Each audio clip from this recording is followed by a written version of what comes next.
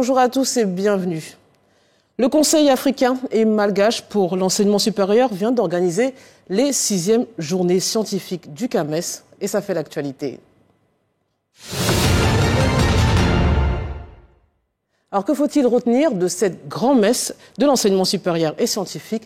Les précisions de notre journaliste F. Boué.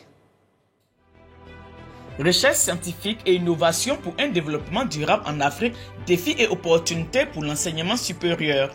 C'est le thème fédérateur de la 6e édition des Journées scientifiques du CAMES, Conseil africain et malgache pour l'enseignement supérieur. Ces assises se sont déroulées du 11 au 14 mars 2024 à l'INPHB, Institut national polytechnique Félix Houphouët-Boigny de Yamoussoukro, en présence de plus de 1000 participants de 17 pays d'Afrique et d'Occident.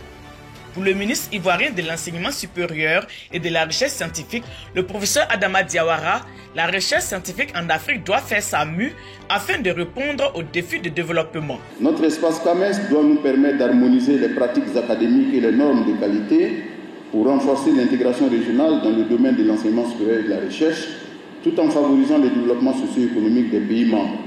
Pour parvenir à cette harmonisation, il est primordial d'élaborer des normes de qualité et des critères d'évaluation communs pour étayer les accords entre les institutions membres, pour reconnaître mutuellement les diplômes et les crédits universitaires et pour faciliter la mobilité des étudiants et des enseignants dans notre espace. À l'issue de ces 4 jours de réflexion, les participants ont fait des recommandations à l'endroit des États membres, des institutions d'enseignement supérieur et de recherche, des PTRC, programmes thématiques de recherche du CAMES et du CAMES. Le Conseil africain et malgache pour l'enseignement supérieur a été créé en 1968 et compte 19 États membres. Le secrétariat général de l'institution est dirigé depuis le 9 janvier 2023 par l'Ivoirien Souleymane Konaté. Le développement de l'Afrique passe par un système d'enseignement supérieur et de recherche qui joue un rôle clé dans les stratégies de croissance économique basées sur la connaissance, contribue à la constitution du capital humain, soutient l'innovation et valide les connaissances scientifiques.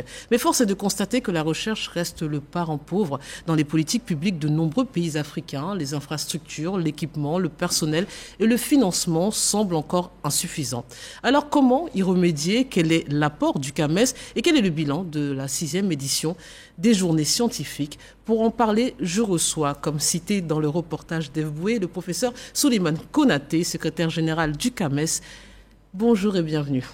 Bonjour Madame Didier, merci pour l'invitation. Alors le CAMES est un site qui nous est tous familier, mais dont on maîtrise pas trop les contours. Pouvez-vous nous présenter votre institution ?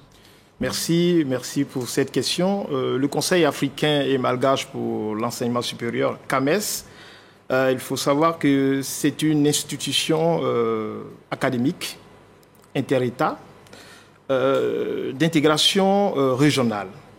Le CAMES a été créé au lendemain des indépendances de nos États en 1968 à Niamey, au Niger, par 16 chefs d'État africains qui avait pour objectif de vraiment développer la solidarité et la coopération scientifique entre ces États. Et ce qui fait que la mission principale du CAMES, c'est d'harmoniser les politiques en matière d'enseignement supérieur et de recherche, mais c'est aussi de coordonner les systèmes d'enseignement supérieur et de recherche de telle sorte que nous ayons un système d'enseignement supérieur et de recherche probant qui impacte le développement.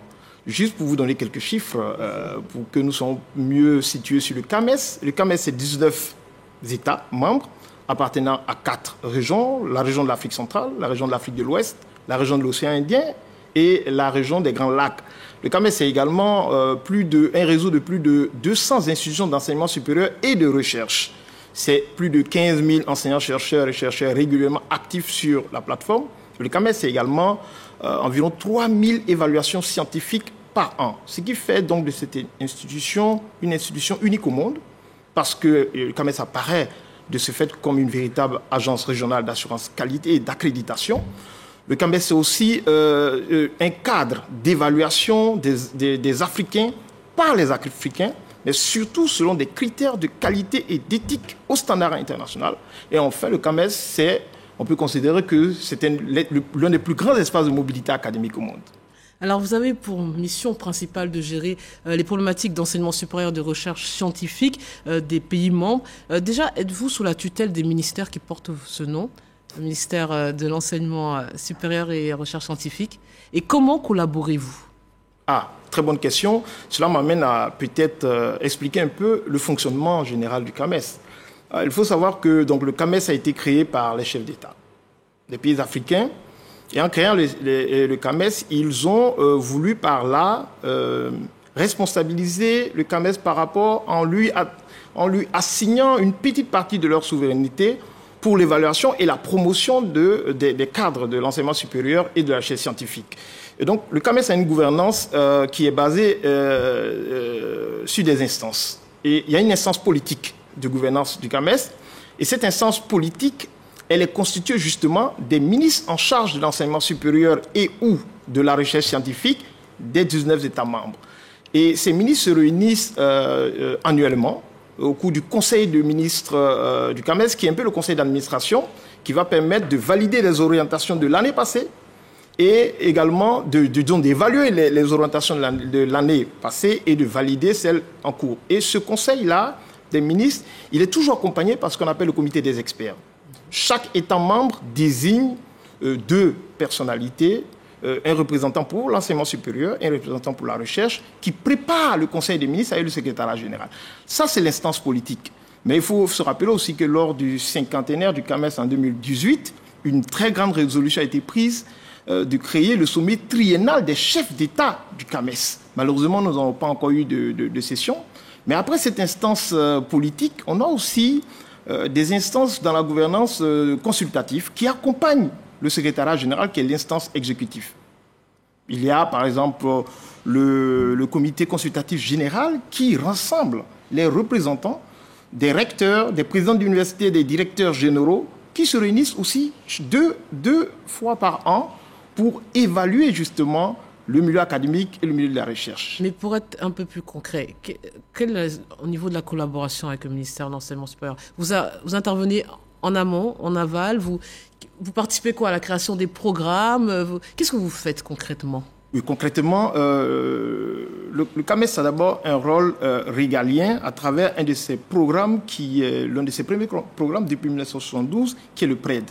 Le programme, donc, le PRED, c'est le programme d'équivalence et de reconnaissance des diplômes. Donc, le CAMES, dans sa mission d'harmonisation des politiques, a besoin justement de pouvoir prendre des directives qui font que ces politiques plus ou moins se ressemblent et soient de qualité. Et donc, à travers ce programme, le CAMES, donc, évalue d'abord les formations, les curricula et les institutions. Mais le CAMES est bien reconnu par sa mission, d'évaluation des enseignants-chercheurs. Il faut rappeler que le CAMES, son fonctionnement, en dehors de la gouvernance, son fonctionnement est basé sur des programmes qu'on appelle des programmes statutaires. Ce sont des programmes qui sont validés par le Conseil des ministres et reconnus et mis en œuvre dans tous les pays membres du CAMES.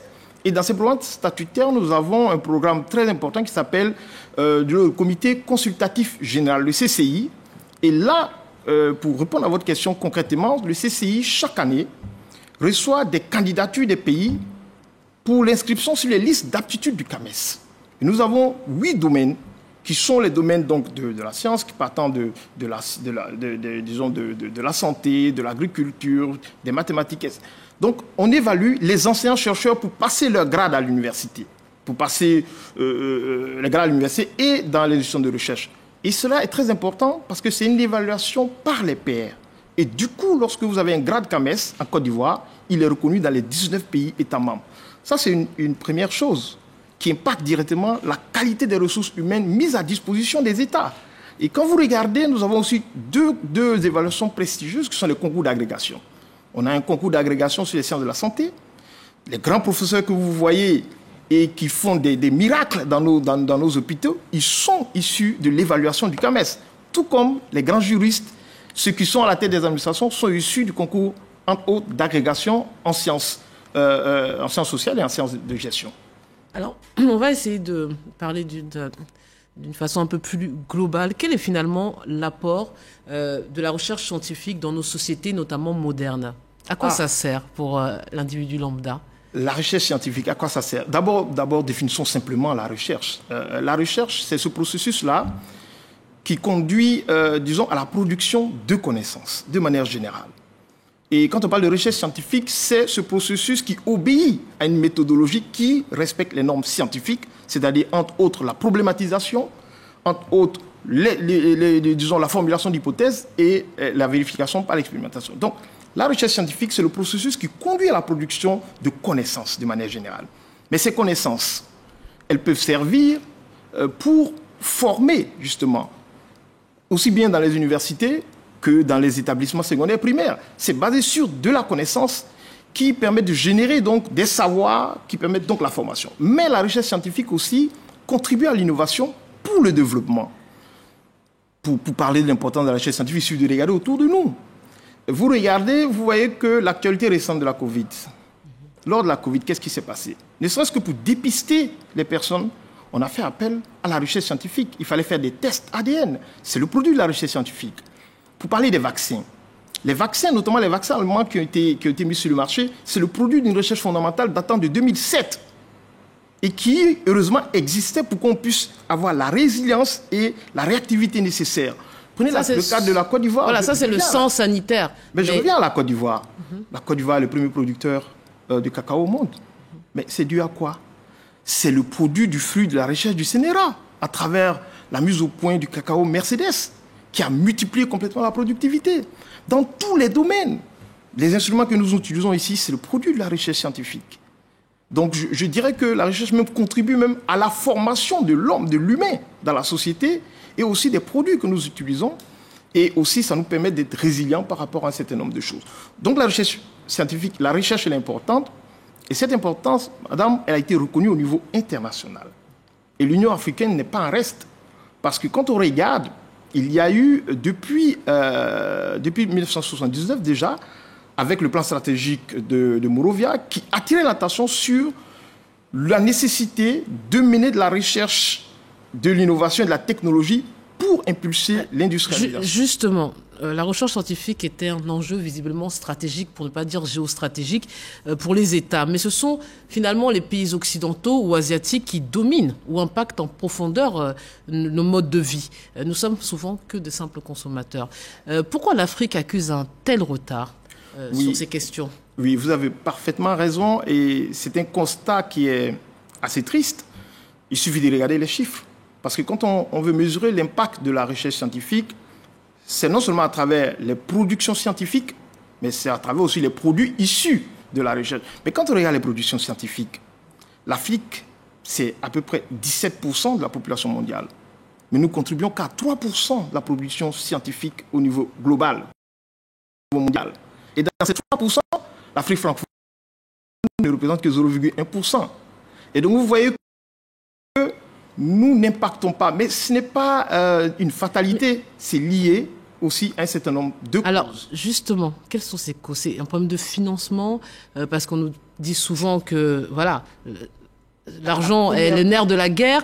C'est un problème de stratégie plus globale, c'est un problème d'hommes, de ressources humaines, de formation. Qu'est-ce qui explique ce retard? Mais vous savez, je veux pas avoir de langue de bois par rapport à cette question. La première cause du fait que nous ayons une contribution faible ou que la recherche scientifique n'est pas probante dans nos pays et n'impacte pas vraiment le développement et le bien-être de l'homme, la première cause, c'est l'absence d'une politique de recherche ambitieuse. Parce que tout commence par la politique.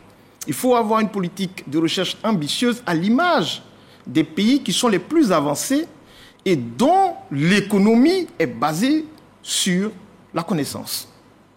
En d'autres termes, il faut avoir une vision très claire. Il faut inscrire la recherche comme étant une priorité dans les politiques publiques. Il faut donner les textes réglementaires pour encadrer cela. Et c'est ce qui a été d'ailleurs fait en Côte d'Ivoire avec la loi sur la recherche. Et c'est très important. Et aussi, il faut donner les moyens, il faut arrimer cela à toutes les stratégies de développement. Ça, c'est la première des choses. Mais après cela, il faut aussi, la recherche, elle coûte cher. La recherche, elle coûte cher. Et les pays africains l'ont compris parce qu'à Lagos, avec le plan d'action de Lagos en 1980, l'Union africaine a pris connaissance du fait que si nous voulons une recherche scientifique qui impactent vraiment le bien-être et le développement, il faut au moins 1% du PIB soit allié au domaine de la recherche. Mais quand on regarde... Le PIB de quoi? De tout le PIB du pays, ou chaque pays. Mais quand on regarde de manière globale, on se rend compte que en Afrique, on a moins de 1% qui est attribué. De manière globale, les statistiques, c'est 2,4% de manière générale. Mais est-ce que l'Afrique peut-être semble avoir d'autres priorités? Et vous parlez des années 80, peut-être qu'on avait des ajustements d'un autre... Mais quelle autre priorité peut être définie et qui ne soit pas fondée sur la production de connaissances et de recherche? Non, mais vous connaissez la pyramide de Maslow, on vous dit qu'il faut déjà loger, nourrir les gens, il faut participer... Mais il y a une technologie derrière les logements. Oui. Et c'est de la science qui est derrière cette technologie. Et donc, je crois que les pays qui sont les plus avancés, vous prenez l'Allemagne. L'Allemagne, c'est 3,1% du PIB qu'ils mettent dans la recherche. Quand vous prenez la Corée du Sud, que tout le monde cite, c'est 4% du PIB qu'ils mettent. Ici, il n'y a aucun des pays africains ne dépasse les 0,5% du PIB pour la recherche. Mais ce n'est pas un investissement à perte. Parce qu'il faut comme je l'ai dit au début, quand on investit dans la recherche, on investit dans la formation et on investit également dans le développement. C'est peut-être que les temps de production disons, de récolte de ce qu'on investit dans la recherche sont relativement longs par rapport au temps politique. C'est-à-dire que, je vous ai dit, je vous donne le cas du vaccin sur la Covid, c'était 2007, et on a vu les effets seulement quand la Covid a commencé. Mais il faut investir dans la recherche. C'est bien compris. L'Afrique, bon, on a parlé d'accuser un retard, mais regorge aussi visiblement de talent. On va faire un point déjà sur la situation chez nous en Côte d'Ivoire. Comment se comporte l'état de la recherche scientifique et d'enseignement supérieur, puisque vous êtes ivoirien et que nous sommes en Côte d'Ivoire? Oui, je dirais que en Côte d'Ivoire, il faut savoir que durant la dernière décennie, il y a eu quand même des efforts énormes qui ont été faits en matière de recherche, ne serait-ce que les universités qui ont été construites. Il y a eu énormément d'universités qui ont été construites. Plus récemment, et nous citons la Côte d'Ivoire en cela en modèle, la loi sur la recherche, sur l'enseignement supérieur, la recherche et l'innovation est très importante parce qu'elle donne un statut particulier aux chercheurs. Et aussi, elle définit des moyens pour pouvoir développer la recherche. Et on est très heureux que cette loi mentionne le 1%, qui est une promesse, qui est un engagement qui a été pris par tous les pays africains, le 1% de financement de la recherche. Je pense que la Côte d'Ivoire est sur la bonne voie et cela se passe très bien grâce à monsieur le ministre de l'Enseignement supérieur et de la Recherche scientifique, le professeur Adama Diawara, qui, je crois, est un chercheur dans l'âme et un enseignant, et donc a compris que investir dans la recherche, c'est investir dans la stabilité du pays, c'est investir dans le développement du pays et c'est investir dans les futures générations. Alors revenons-en. Alors, je ne dirais pas à nos moutons, mais revenons-en à l'événement qui nous intéresse aujourd'hui. C'est cette 6e édition des Journées scientifiques. Alors déjà, pourquoi cet événement a été créé et quel bilan faites-vous de cette 6e édition? Merci madame pour votre question.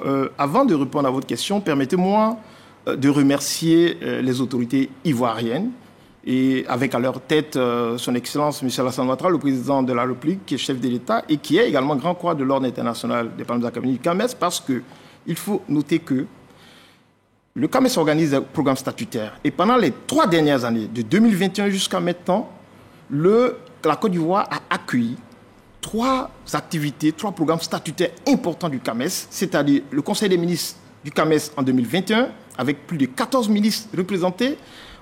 La Côte d'Ivoire a accueilli le concours d'agrégation en sciences de la santé en 2022 avec plus de 300 participants et la Côte d'Ivoire a accepté encore d'accueillir les journées scientifiques du CAMES avec plus de 1185 participants. Ce sont des efforts en termes de ressources humaines et de ressources financières importantes, d'où nos remerciements, vraiment pas les remerciements personnels, mais des remerciements de notre structure, le CAMES, des 19 pays du CAMES qui ont fait une motion de remerciement à l'endroit du CAMES pour cela. Pour revenir à votre question, je voulais aussi remercier le ministre de l'Enseignement supérieur, le professeur Adama Diawara, qui nous soutient et qui comprend aussi l'importance de ces journées scientifiques. Les journées scientifiques du CAMES sont en fait un forum qui est lié à un programme statutaire du CAMES qu'on appelle le programme thématique de recherche du CAMES. Nous avons fait tout à l'heure le diagnostic de la recherche au niveau donc, de l'Afrique. Mais il faut savoir que le CAMES n'est pas en marge de ce diagnostic. Depuis 56 ans, le CAMES a rempli pleinement sa mission en matière d'enseignement supérieur. Par rapport à la recherche, un peu comme dans les autres secteurs, le CAMES a été un peu hésitant, un peu, je dirais, en retard sur la recherche. Et donc, ce qui a amené donc, mon prédécesseur, en 2013, à, disons, créer ce qu'on appelle les programmes thématiques de recherche, qui consistent à mettre en réseau les chercheurs selon des thématiques dans des domaines qui sont des domaines qui impactent le développement et de telle sorte qu'on puisse mutualiser les ressources humaines et aussi leur donner des ressources pour faire de la recherche. Donc, les journées scientifiques du CAMES, c'est le forum qui est lié au programme thématique du CAMES et qui a pour objectif, tout simplement, de se réunir tous les 2 ans, de faire l'état des lieux de la recherche dans notre, disons, dans notre espace, mais également de renforcer les capacités des doctorants normalement qui participent, et puis aussi, donc, voilà. Et cette année, le thème de l'édition cette année, pour répondre concrètement à votre question, le thème c'est recherche et innovation pour un développement durable en Afrique, défis et opportunités. Alors, justement, on va passer aux recommandations que vous avez adressées à plusieurs entités. Quelles sont, selon vous, les plus importantes? Quelles étaient vos attentes? Juste pour vous dire que ce sont des journées scientifiques qui ont été, je dirais, un succès total. Déjà, il faut le dire. Avant de vous lire les recommandations, il faut savoir que nous avons eu une participation record, jamais égalée. Ensuite, il y a eu aussi des prix qui ont été remis à des meilleures communications. Et en termes de recommandations, la première des recommandations, c'est déjà, disons, les recommandations nous ont conduit à produire l'appel de Yamoussoukro, qui est un appel criard sur l'importance de la recherche scientifique pour le développement. Et les recommandations fortes dans cet appel, c'est notamment d'activer, d'opérationnaliser le sommet triennal des chefs d'État. Il est important que les chefs d'État portent la recherche au niveau donc, du CAMES, parce que si les chefs d'État le portent, cette recherche elle deviendra une priorité. Ensuite, on a aussi fait des recommandations allant vers une plus grande mutualisation, parce qu'encore, il faut le rappeler, le rôle du CAMES, c'est d'harmoniser les politiques et de coordonner les systèmes d'enseignement supérieur et de recherche. Et donc, nous avons décidé de mettre en place, de coordonner là où se fait la recherche, notamment dans les écoles doctorales. Donc, on va aller vers la création de collèges d'écoles doctorales qui vont mutualiser les écoles doctorales existantes, aller vers la création également de réseaux des directeurs généraux en charge de l'enseignement supérieur et de la recherche scientifique, demander un financement probant pour la recherche scientifique. Donc vous voyez qu'il y a beaucoup de recommandations qui ont été faites. Et il y en a une qui nous interpelle particulièrement, concerne l'Union africaine. C'est ça. Justement, pourquoi pensez-vous que cet échelon continental serait plus pertinent quand on sait que souvent ça complexifie le traitement des dossiers? Oui, vous savez, le CAMES est une institution dont nous devons être fiers. Je pense que nous, les Africains, devons être fiers du CAMES parce que le CAMES est unique. Voilà une institution qui a été créée au lendemain des indépendances, avec d'autres institutions au même moment, telles que Air Afrique et d'autres institutions d'intégration qui ont disparu. Cette institution est là, elle existe. Et depuis 56 ans, elle fait de l'évaluation selon des standards vraiment de qualité très élevés. Il n'y a pas d'équivalent. Mais le CAMES comprend des pays francophones, on a des pays lusophones également, et c'est vraiment une institution qui a pour ambition de se positionner comme le porte-voix de l'enseignement supérieur et de la recherche scientifique au niveau de l'Afrique. Eh bien, quelle est l'institution qui représente le mieux l'Afrique? C'est l'Union africaine. Il faut s'arrimer à l'Union africaine. Pas pour pouvoir, s'aligner sur les lourdeurs de ces grandes institutions, mais simplement d'abord pour avoir cette reconnaissance africaine, mais aussi pour pouvoir aider à mettre en œuvre les stratégies très importantes, notamment la dernière stratégie, la stratégie décennale de l'Union africaine pour la science, la technologie et l'innovation, 2014-2024, qui est une stratégie qui met l'accent sur une transition vers des économies fondées sur la connaissance. Mais qu'est-ce qui vous laisse croire ou entendre que vous allez obtenir ce que vous n'obtenez pas dans les États, c'est-à-dire au niveau national, ce que vous n'obtenez pas dans cette institution au niveau régional? Qu'est-ce qu'il faut, ou sous-régional, qu'est-ce qui vous fait dire que ça serait plus efficace? Non, mais nous sommes reconnus dans les États. Non, pas reconnus, mais vous n'obtenez pas gain de cause, visiblement. ou pas suffisamment? Le CAMES se porte bien parce que, comme je l'ai dit tantôt, le CAMES est l'une des institutions qui est encore là et qui... Mais la recherche... La recherche, bien sûr. La recherche africaine n'avance pas. C'est pour ça que l'appel de Yamoussoukro est très important parce que ça va permettre de redynamiser la recherche dans notre espace et d'avoir... Je vous donne un exemple simple. Nous allons aller vers...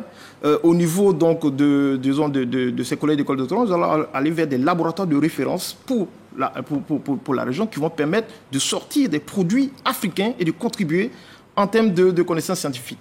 Mais nous espérons que les chefs d'État qui ont créé le CAMES, ce sont eux qui ont créé le CAMES, vont pouvoir porter cette initiative au niveau de l'Union africaine, pas seulement, mais au niveau de l'UNESCO. Nous travaillons déjà énormément à l'UNESCO, qui fait partie de l'un de nos partenaires techniques et financiers les plus importants, d'abord qui a su la présidence du réseau des partenaires techniques et financiers de l'UNESCO.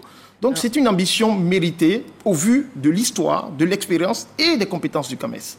Alors, si vous obtenez gain de cause, vous reviendrez nous en parler. C'est déjà la fin de cet entretien. Merci beaucoup, professeur, d'avoir répondu à toutes nos questions. Merci à vous de nous avoir suivis. Bonne suite des programmes sur RTI 1. Merci.